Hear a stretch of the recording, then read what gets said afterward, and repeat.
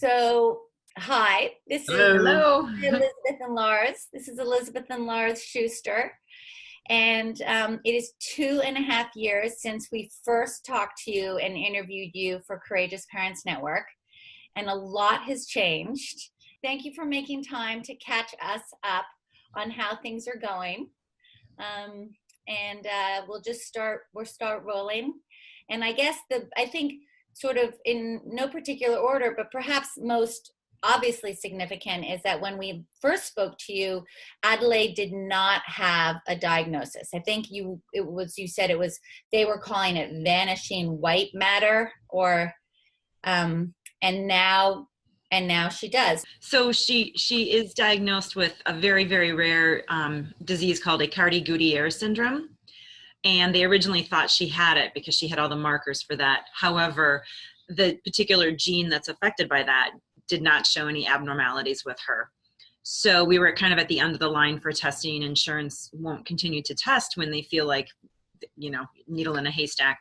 So we went through an organization called the Manton Center for Orphan Diseases. And as long as we were willing to publish our results and have it part of a case study, they would continue to test and put her blood work in a database and see what they could come up with. And sure enough, about 9 months later, they came back with a match. So she does have what they originally thought, Aicardi-Gouttiere, but what she has is a very rare subset.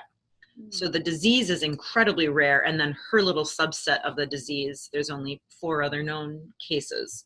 So she's the 5th case in the world that they know of. And right now she's the oldest person with her rare subset. Wow. So at this point, she's very special. She's very special. And I just remember our doctor said, I was like, okay, well, what do we do now? And he basically kind of patted me on the shoulder and said, keep doing what you're doing. Seems to be working out. Yeah. So we're kind of in very, very uncharted territory with her very rare subset. So to your question, it really doesn't change anything. I think maybe provide, I guess, some closure that you know what it may be now, but it doesn't change treatment or anything to that effect.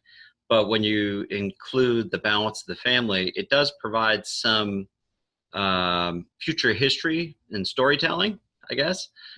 So for your other children, being ours, older children, just that understanding for what they can pass on to their doctors. So we still have a little bit more to go in terms of getting us tested and them tested potentially for understanding if we have any mutated genes that we want to make sure that they just understand for their future family planning.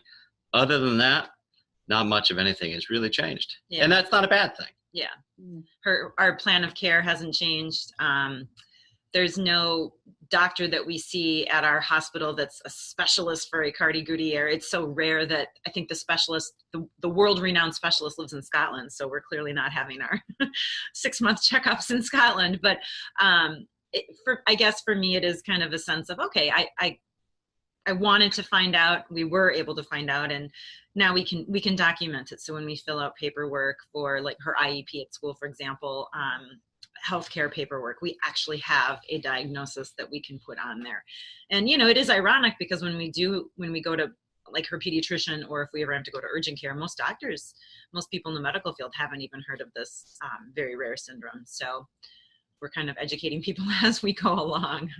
Does the diagnosis, when you say you're educating people, what are you telling them? The name and what is there to educate them about? Yeah, just the name, the symptoms, what it looks like, and just in her case, causing extremely severe disabilities. It's also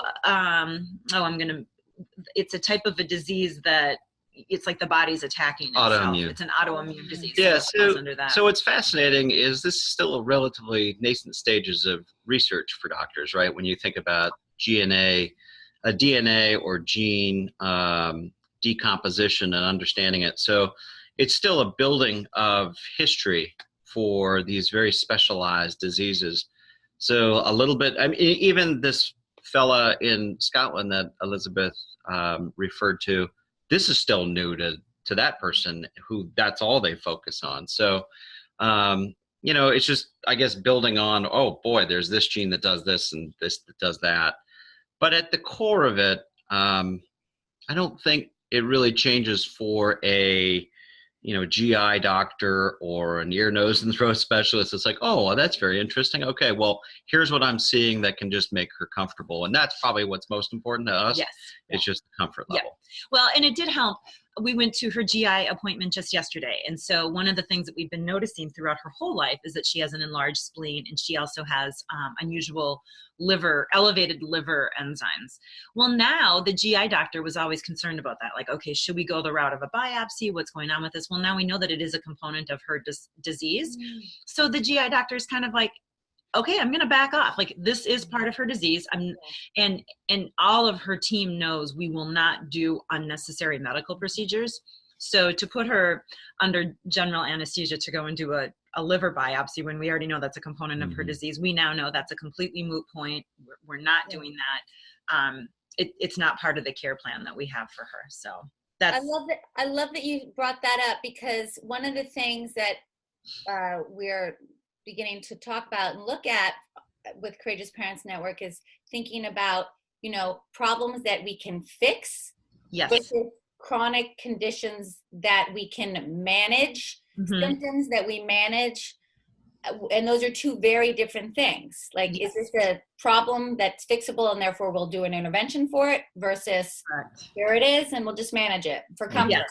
Yep. And I think for a lot of her underlying things that come along with this disease, we're managing. We're looking at making sure she is comfortable. She is as free of pain as we can possibly make her, and annoyance, I guess. But definitely, somebody mentioned, okay, well, we could do hip surgery. And I said to her orthopedic doctor, to what end? What would be the reason behind her doing a hip surgery and going through extensive pain? She's able to be in her wheelchair and her stander just fine, pain-free. So these are good conversations we have with her medical team, and I do think they listen, and we've been very, very fortunate because they understand the severity of her disease, and they understand our viewpoint, and nobody's pushing us to do things that we think are what we would consider unnecessary or just not part of our care plan. So that's because you guys have been very clear from the beginning, I think, about what your philosophy of care was for her, and how you were privileging comfort over, I guess, everything else. And how much, like, it's 2.5 years later, how much education would you say you had to do of the various people on her team? How much bringing them along would you say you had to do? Okay, so she sees, probably about 8 different specialists for different areas, and as needed, if we need to pull in another one if something else comes up, but 8 that we'll see on a regular basis every 6 months or every 4 to 6 months.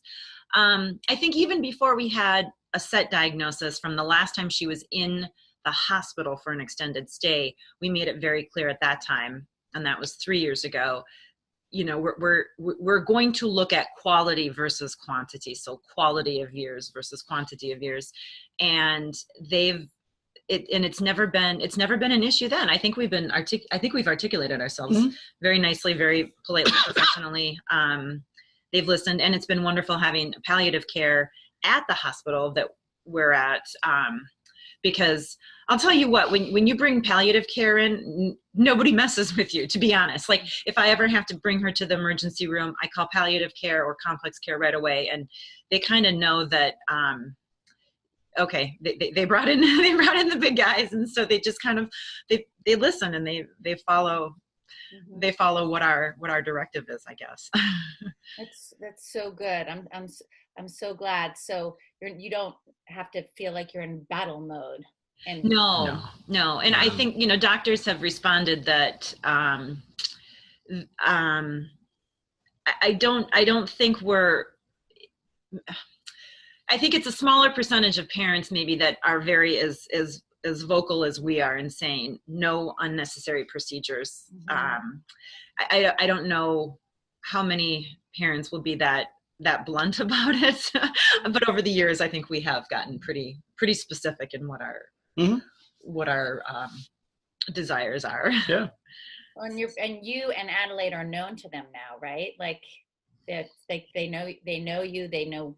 Probably, Oh yeah, there's history for and specialists. You know, as you know, the medical profession is not short on documentation, which is a good thing, right? Yeah. So we've had now some consistency with seeing folks that we actually want to. You know, Elizabeth mentioned 8 specialists, but really, I think it's probably more like a handful that it's more consistent, and that we see the validity of participating with.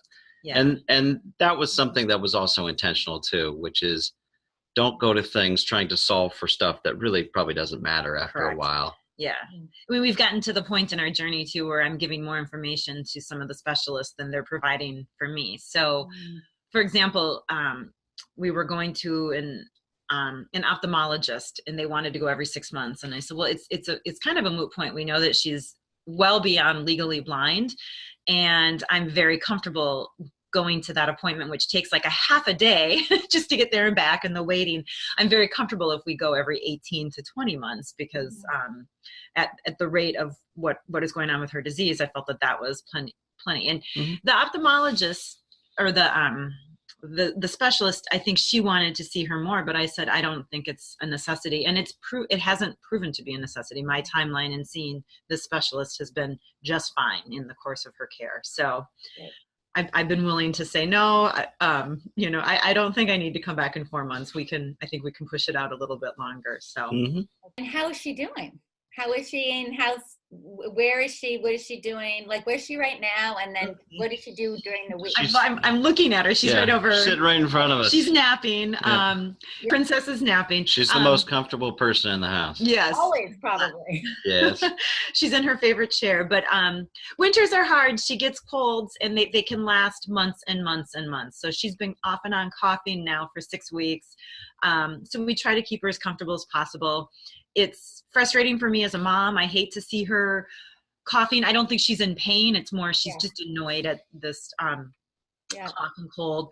But it goes along with her disease because her body's fighting itself already with the disease, and then to fight a cold or a virus on top of that.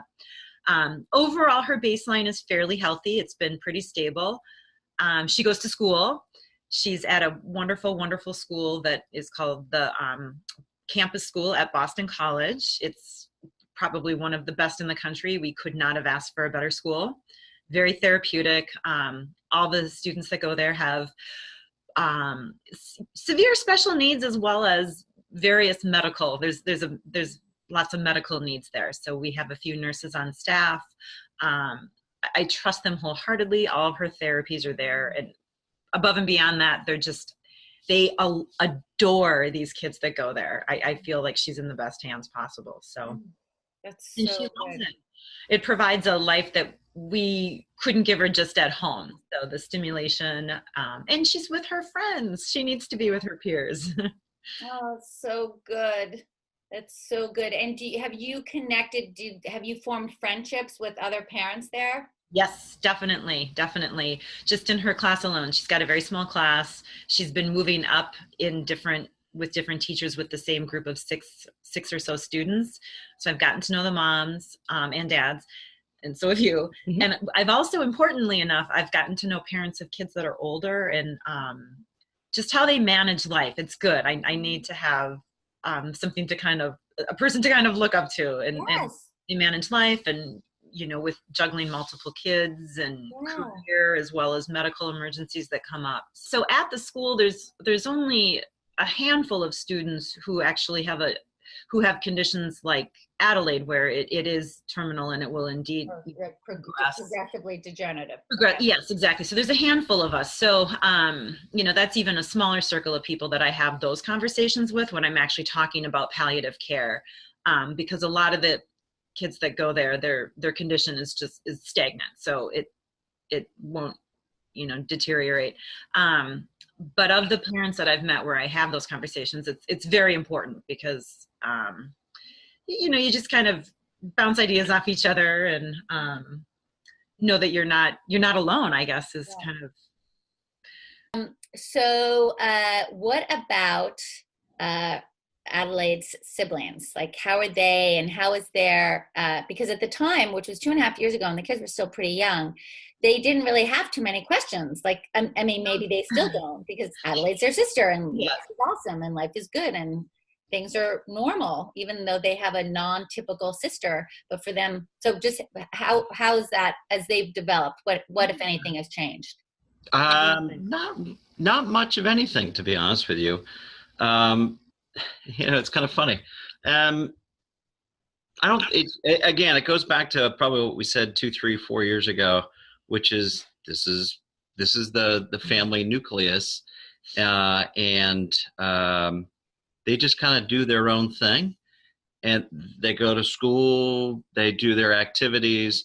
I would say probably the only interruptions that can come is just when we solve who's going to take someone to what sport or after school activity, and what we need to do with Adelaide. But frankly, there is nary a complaint from either one of them. And if there is, we're going to have a conversation, because they get to kind of do whatever they are looking to do, right?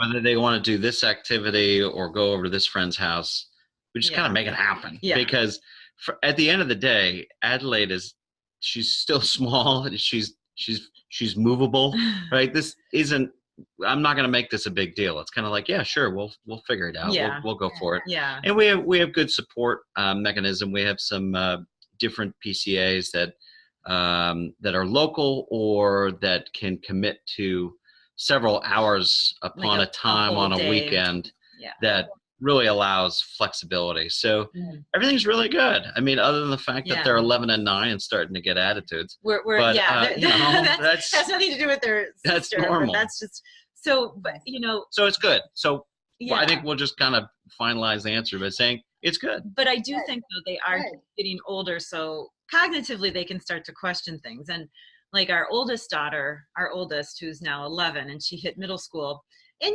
she's got the middle school that attitude, but a couple of times she's been frustrated because she sees that, like, she'll see my frustration that Adelaide just can't get over this cold and it's lasting a long time, and so she gets frustrated at just the situation. But I think she would have been frustrated at her little sister for any number of of course.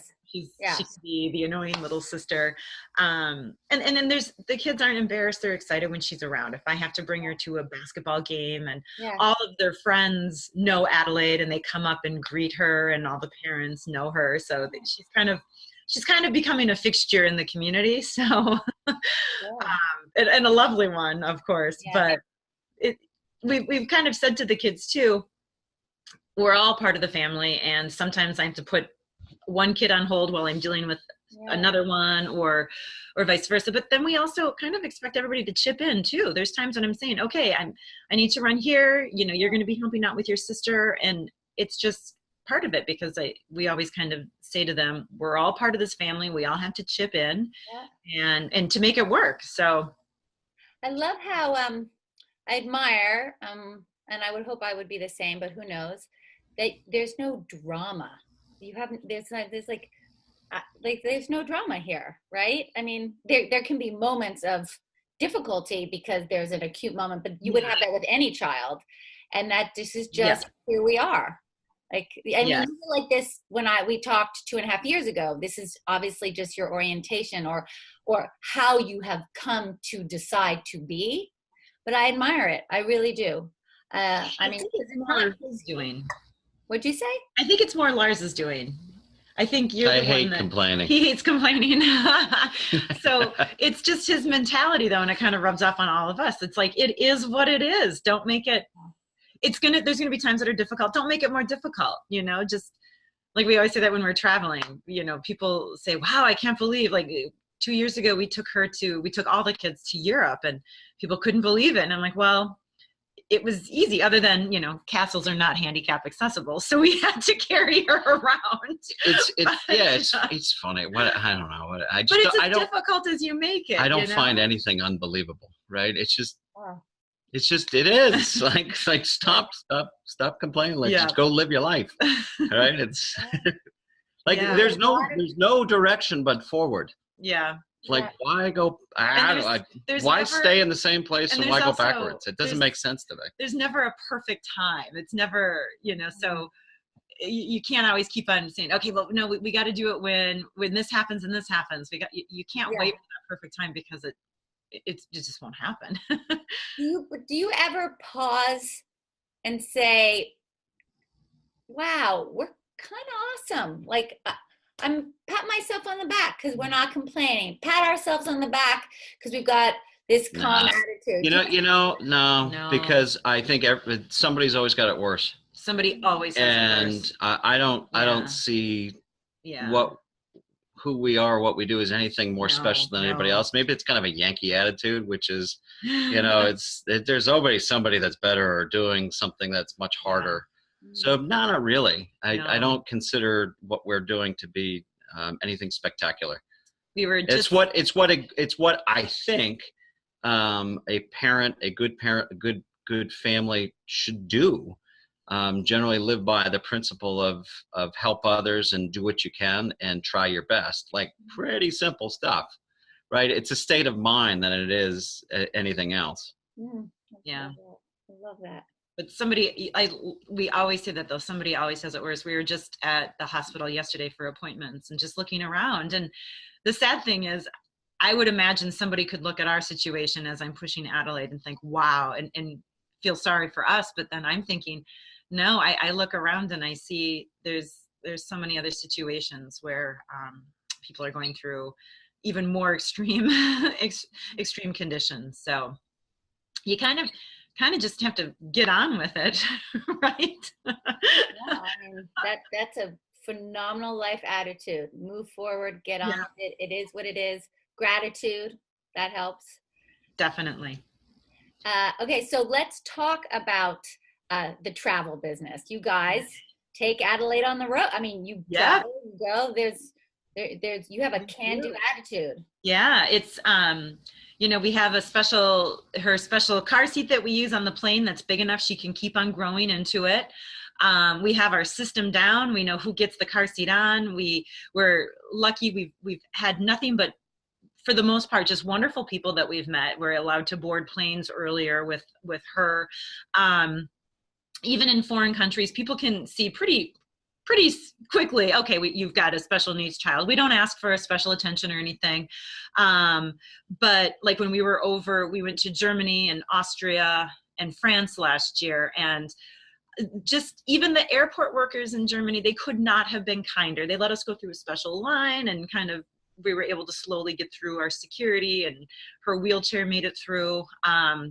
We kind of use a cheaper collapsible wheelchair that, if accidentally it gets hurt by the airlines, which is known to happen, it's not a big deal because it's not the one that we use for school. It's like a hand-me-down wheelchair that we inherited. We travel with enough supplies for her, for food, for all of her medical stuff, G-tube stuff.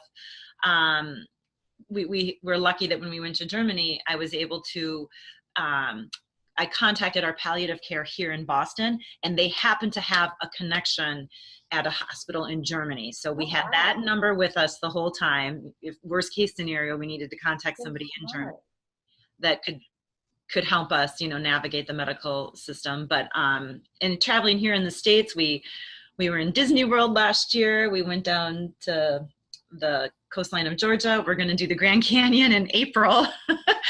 So awesome. Yeah, it's traveling more than me, and my kids aren't even living at home right now. No, but it's one of those things. Honestly, doing something wrong. It's a passion of ours, so it's one of our big hobbies. I love it. It's fantastic.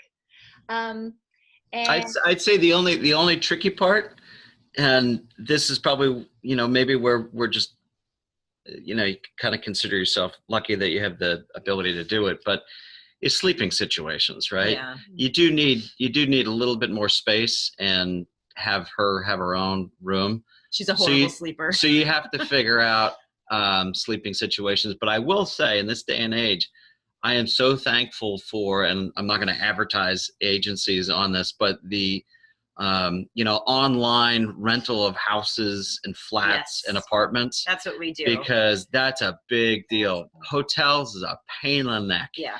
Because you got to figure out adjoining rooms and the whole deal. Yes. But when you can rent a house for fairly affordable. Yes, and it's more affordable than hotels. That is great because everybody's got their own space and room, and that's you can really bring nice. A wheelchair in.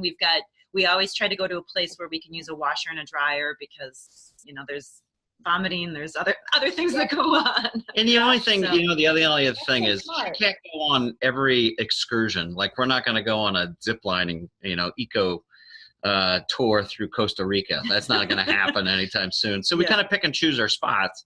Yeah. And there are some activities where we do have to split up, and that's fine. I'll go with 2 older kids. Elizabeth will go with 2 older kids, but it's not the worst deal. Elizabeth and the 2 Charlotte and Levi went to the top of the highest peak in Germany, and Adelaide and I went down to a nice spot right by a tranquil little lake, and I had myself a beer, and I could see them at the top of the very tallest peak. It was a very pleasant 1 hour that I could spend. Adelaide and her dad had a 5-star lunch while we were at the top of the peak. So she's good at relaxing while the other kids. She's a good drinking partner. So. And I love she's a good drinking. Yeah, don't put that in the video. But it's true. Like when you're these children who aren't physically mobile, they are an invitation to sit and be quiet. Yes. And that's exactly what I mean. It's a good excuse to relax. I love it. Yeah. Yep. Or just sit. Just stop. Just take it in. Yes. Right? Yes. Not everything has to be go, go, go. Even on a daily basis here at home, sometimes I just need to sit down while dinner preparations are going on or homework, and I just hold Adelaide, and it's just good. It's really good. It's good for the brain, right? Yes. I mean, it's good for your. It's just mental brain building. I don't know what the right word is. No, I know what you mean. I was looking at pictures of photo albums of our life when Cameron was alive, and there are a lot of pictures of us sitting on the sofa holding Cameron. Mm-hmm. Yes. Yep. And I don't sit on the sofa that much. No. Unless I was like, wow, I was stiller then. Mm-hmm. And they slow you down in a good way, just kind of, I don't even know how else to put it. It's okay if you don't accomplish something in a day. Yes. I'm okay with that, right? Yeah. Life is pretty long. It's okay if you don't accomplish something on a day. Yeah. For this type because that's probably an accomplishment by itself. Yes. Yeah. Yes. Especially if you're hanging out with Adelaide. Yeah. It's actually, this is true for anyone. Yeah. Again, I think these kids are an invitation to just, I can feel my blood pressure, and I can feel things just relaxing when she's in my arms. And she has that effect, and I'm sure a lot of these wonderful kids have that effect on people. Anybody who's even near her, just there's an instant draw. There's a relaxation factor. It's beautiful. Wow. Okay, my last question. Yes. Is you Elizabeth are fairly, I don't want to say just Elizabeth, you want to look, but just the role that spirituality plays in your life in relation to being Adelaide's parents. And does it help, or how do you think about it, or not? Yeah. So I think people can define spirituality in different ways. To me, it doesn't have to mean religious spirituality. I think that's an important one, though. And I think what we were just reflecting upon in terms of just, if you will, quote unquote, soak in the environment is a form of spirituality by itself, which is just take time to reflect. And I think that is probably one of the most powerful things that I have learned. And I've said it to Elizabeth from the very get-go with Adelaide, when we learned a lot of her attributes when she was just 6, 8, 9 months old, is the ability that she provided to reflect on compassion consider others in the world, consider how people might feel in certain situations. It's hard to really discuss all of it. I've probably questioned things more in the last handful of years than I would have in my previous, 25 years and 30 years of my life. So it was kind of an adult building experience in a good way, because I think spirituality is it goes two ways. It's introspection as well as reflection on the outward world. And that's what it did for, she's done for me, is give me those moments to stop, think, consider, think about your own values, how you want to hold yourself, all those things. I know Elizabeth may consider it in different ways around spirituality, but no, with a religious aspect. Yeah. I have more of a religious aspect to it, but all that you had said about it's the consistent. introspection is very. She definitely has changed my thought process, and I went through my own kind of growth pattern, if you will. At first I was very, very angry. I'm Catholic, and I was very angry. Why did this have to happen to her? Selfishly, why did this have to happen to me, to us? So after kind of that initial anger dissipates, then I got back into having a stronger relationship with God, and kind of giving up the suffering, giving up the anguish to him. And it's like, okay, well, it is what it is. This is what's here. So how am I going to move forward? How am I going to be kind of an instrument in other people's lives, if you will? And certainly this very, innocent child cannot have a mom going through life angry at the world, angry at everybody around her. I mean, the anger was palpable. Like it was like coming out of me for that first year. How could this happen? And then I realized, no, I can't do that. So my spirituality grew after I finally had that revelation, and then I kind of realized, well, I don't know why this happened. I don't know why children have to be born with these rare diseases. I'll never have the answer to that question, but here we are, and let's keep on going. And I think my faith and my spirituality has grown as I've gotten older, and I've realized I don't have any answers, nor will I have them. And I have to be comfortable with that and just accept it for what it is. And I guess too, at the end of the day, all you want to do is just be a good person to the people around you, and accepting of other people, like what you said, and just not, you don't want to cause any more anguish in the world. The world just can be inhospitable enough. So I'm going to do my part in my little corner and just try to make it as good as possible. I love that. Okay. I lied. I have one more question because of something you said. It's February, and the end of February is Rare Disease Day. Your daughter has a rare version of a rare disease. Correct. Is there any part of you that is focused on research for treatment or cure for what Adelaide has? Do you think about that, feel motivated to try to help make that happen? You know what my biggest motivation is? Not necessarily for research and a cure, because that's important too. This is so rare. I don't even know how much money would ever be funneled into that. I think more as a whole, I would like it if there was more, and you already know because of conversations I've had with you, I'm very passionate about palliative care. I wish there was just funding as a whole for more of this. I see these kids that there's so many different rare diseases, and kids are living longer with them. And I just wish our society as a whole put more effort into that, whether it's financial effort, whether it's, when I talk to people, they don't even know what that word is. So that's more my bent, more so than the research for a specific rare disease. I want to come together as a society and give more effort, more, what am I trying to say, resources to all of these kids and families, and what we can do to make their lives better every day. That's more I'm more passionate about. Like, I just found out I'm on a parent committee for state palliative care. There's a waiting list for kids that are, that shouldn't be in this country of ours, in this developed country. I'm laughing because it's just so utterly impossible to think that there's a waiting list for a child who's got a life-threatening disease to get into a palliative care program. So that would be more my bent, and I'm clearly preaching to the choir here.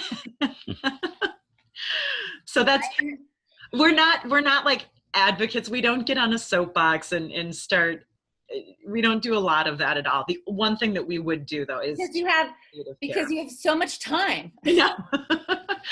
No, but I have friends whose kids have different issues, whether Down syndrome or other issues, and that's their focus, and mine is more just in the general kind of a palliative care nature. So it's not to say that funding research to either solve these things before they occur, whether again it goes back to the DNA or gene kind of research science. I think that there's a litany of people that are already doing that. They're fascinated by it. I'm happy that people are fascinated by that to try to solve these things. I just think probably our passions are fixated on something that probably doesn't have as many folks focused on it. And I think that hits more to home than anything else. And heaven forbid if one of your other children, older children, perfectly healthy, have something occur to them, I might feel differently. It's possible. I don't know. I've always kind of looked at this and say, I think there are thousands and thousands of people focused on research and science and solving things. And I think that's fantastic. I think there's just fewer people focused on the palliative helping and quality of life side. That's all. Yeah. Spokespeople for Thank you guys. I mean, really, I love talking to you. I love that this was an excuse to talk to you. I'm sorry it's been so long since I've actually seen you. No problem. This is good. It was good to get caught up. And I love hearing how you are and just that you guys are well. That's really good. Yeah. And can I see, I'm not surprised. Yeah. Yes. The lady? Hold on just a minute. Yeah. Sleeping, so. All right, Bubs. Oh, hello. Oh, look at her long hair. I know, it's quite long. Look at her. She's in her favorite chair. We're trying to keep her temperature controlled this winter. She gets very cold, so. Oh, yeah. You hear a voice, honey? Hi, sweetie. Very relaxed, so. Oh, she is. She looks really good. Yes. With her yummy blankets. Yes, nice and soft. Lots of pink and purple. How tall is she now? Oh gosh. I don't even remember. We literally just took her measurements yesterday, which is so bad I don't remember. I'm more focused on her weight. She's at almost 35 pounds, so very, very slow growing. Yeah. She's like probably the typical size still of a 2 or a 3-year-old, but and that's okay. And how old is she officially? 6. She is 6. So we just had her golden birthday. Hi, Adelaide. Oh, thank you for waking up for us. Yeah. Well, thank you for waking up. Yeah. Do you hear that voice? Hi, yeah, it's not Mom. What's that? Mom's here. Mom's here. Adelaide. Yeah. Beautiful girl. Yeah. Oh, thank you for showing me. Yes.